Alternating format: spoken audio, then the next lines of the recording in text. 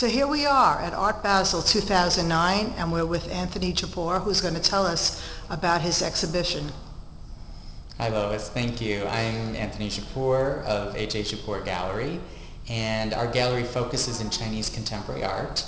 The show this year is called Chimerica, which is a chimera of America and China coming together, like a chimera.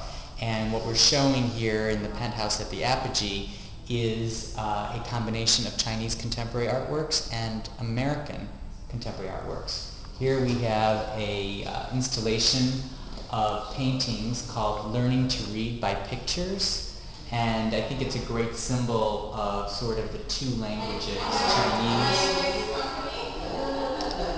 Chinese and English coming together, and how one thing that we have in common is looking at pictures.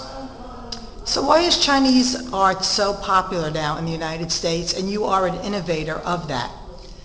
Many people have asked that question, why the Chinese have become so important, and the answer is that there was a hunger in the art world for something really new and fresh, and that is what the Chinese brought to the art dialogue.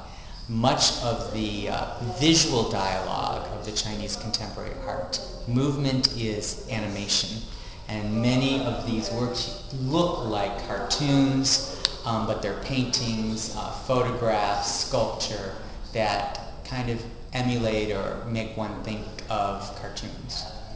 And what has been the best-selling type of Chinese art, and who are some of the collectors, not by name, but the types of people that understand this art? Photography has done extremely well in China, in part because performance art was how they started. They didn't even have enough money to buy pencils, paints, or canvases, so they did these performances as art, and people photographed these performances, and the performances were then memorialized in photographs, and they started to sell photography. So that's how Chinese contemporary art started, and then once there was more money and painting materials became more available, obviously paintings are the biggest segment of the art market right now. There are sculptural works, but not as common as paintings or photography.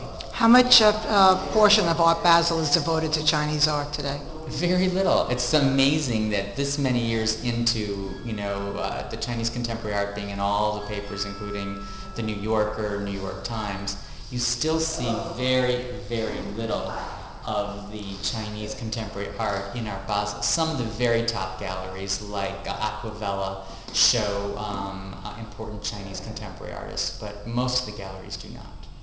Okay, thank you very much for your education, and we really appreciate it. Thank you, Lois.